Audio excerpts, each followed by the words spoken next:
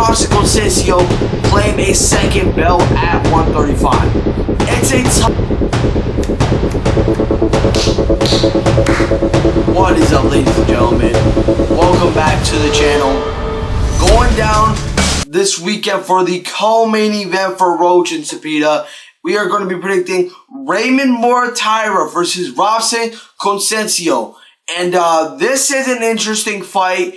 I'm very excited. This is honestly as close and a tough prediction as the Roach and Cepeda fight. But before we get any further into the video, you guys, make sure you guys hit that like and subscribe button. Turn on notifications when you guys do want to see when I upload new videos. Comment down below who you guys got winning between Raymond Muratalla and Robson Conceição by decision or knockout. Let me know in the comments. Without any further ado, we are going to get into this prediction. So, as you guys, a lot of you guys may know, Robson was originally fought at 130 and had 6 title fights. Him being, but in total of the title fight record, him being 1 win, 3 losses, and 1 draw, which may seem like that's kind of bad for title fights, but yet again, the people who he lost to were O'Shaquie Foster, who's arguably one of the best fighters at 130. Shakur Stevenson, who's arguably the #1 pound for pound. And Oscar Valdez, who's one of the best 130 pounders at one point. And then had a draw with Navarrete and beat O'Shaquie Foster the first time. So the people he's lost to and beat and had a draw with, they're all good. Navarrete being the #1 guy, in my opinion, at 130. But against a guy like Raymond Muratalla, who's going to be making his second title defense at 135 after being upgraded last year in the summer to the actual, he was the interim IBF champion, then being upgraded to the IBF champion after Vasily Lomachenko retired and made his first title defense against Andy Cruz. Now I like to take a look back at that fight with Andy Cruz. The first 2 rounds, I say, for Raymond Muratalla wasn't looking really too good for Raymond Muratalla. He was keeping the distance because he was the long rangier fighter. He was landing the shots that he wanted to. Raymond Muratalla wasn't doing necessarily bad.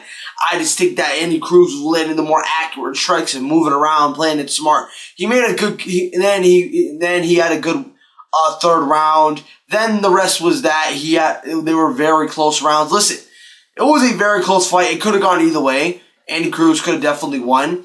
I definitely say towards those later rounds, like the 12th round, I thought Raymond Muratalla won that 12th round. I thought he did very good in that round. And even though I know, it may seem like it wasn't his best performance, but also like skill-wise and knowing how Andy Cruz is, one of the best amateur boxers of all time.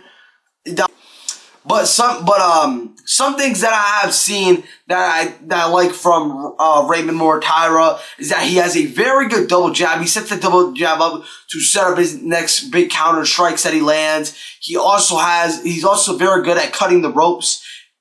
He has a trainer in Robert Garcia. His trainer Robert Garcia, who's in my opinion the best trainer right now. Does teach, from what I've seen, does teach his fighters how to cut the rope. So that's one thing that makes him very good. And he has very good body punching, like that. Like the punches he be landing to the body are so accurate. Even with the jab to the body, especially that jab to the body. That jab to the body may not seem like as devastating, but it is very good because having a good jab to the body means that you can kind of trick your opponent. Oh, are you going to shoot the jab up or are you going to shoot the jab to the body? He's very good at that type of stuff. And he's very smart. He knows how to feint his shots. He knows how to move very well. And he has very good angle changes. But the things that I have realized that I do not like coming into this fight with Robson Conceição is that he kind of pulls back a little bit when he's going straight back. Sometimes when you're backing up, he kind of back a little bit. And that's where Robson Conceição kind of wants you. Because sometimes when he does get hit with some nice combos, he pulls back. One thing that he does, instead of kind of moving his head, is that he just goes back. goes straight, pulls away, goes straight back. That's where Robson Conceição had Emmanuel Navarrete at times throughout when they fought, and he was landing a lot of good right hands in that fight. That's where Robson Conceição kind of wants you to be in those scenarios. So that's just a thing that I have a problem with Raymond Muratalla.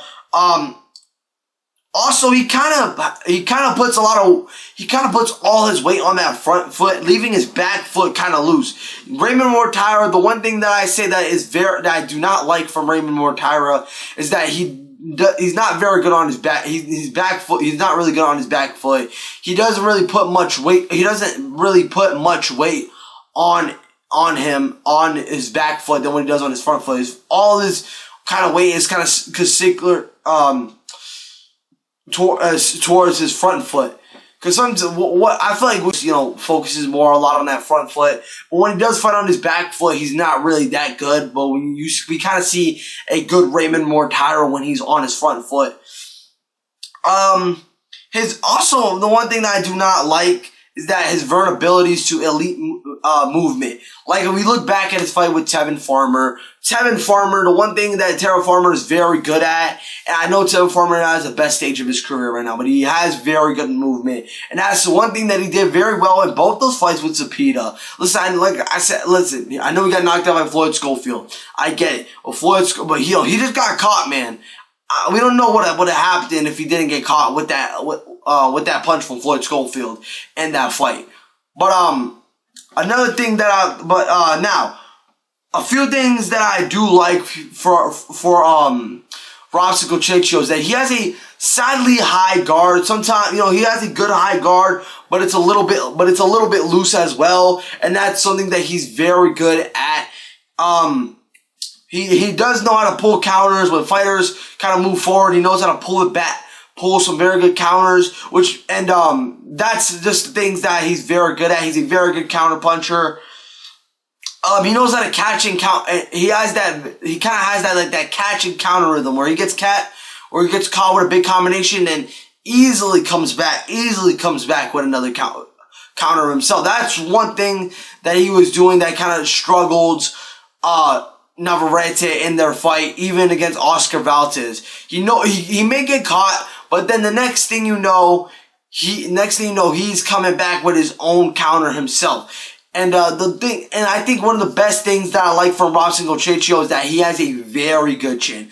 But some weaknesses that I have seen from him is that he's very good in those early rounds. He may seem to beat you. It may seem very competitive, but kind of like towards that 11, 12 round, the championship rounds, if they're 12 rounds, he kind of, I want to say like gas, but he kind of has a little bit less energy. He pushes the pace, but he kind of uses all his energy in all those 10 rounds. Because listen, man, I think that's why his fight with Navarrete was a draw, because towards those later rounds he kind of started to fade away, and I haven't really seen much of him fading away at 135. I know he's fought twice, which they were both 10 rounders. He had his 135 debut where he knocked that guy out in the 4th round, and then he fought, I forgot who that guy was. He played in the 1st round, but it was a brutal beating, man.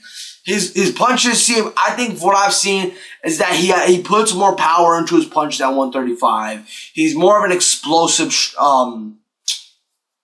boxer, and he just kind of knows how to scrap a lot, and he's been doing that for quite a long time, and that's where I see it being a struggle, especially that, for what we've seen for when he fought Andy Cruz, that those first 2 rounds didn't really go as planned for Raymond Muratalla. Now, and listen, Robson Conceição was very good in the early rounds, but he hasn't fought the elite competition, at least at 135.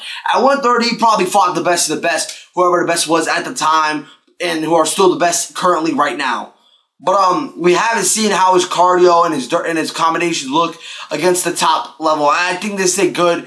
When my first initial reaction was when I saw this fight was that, it was an unexpected fight, and I didn't realize that Robson Conceição already had 2 fights at 135. I thought they were just at 130. I thought he was moving up. And this is a pretty interesting fight. A guy who's already a former world champion in another weight class trying to claim a second belt. So the main question here is, will Robson Conceição claim a second belt at 135?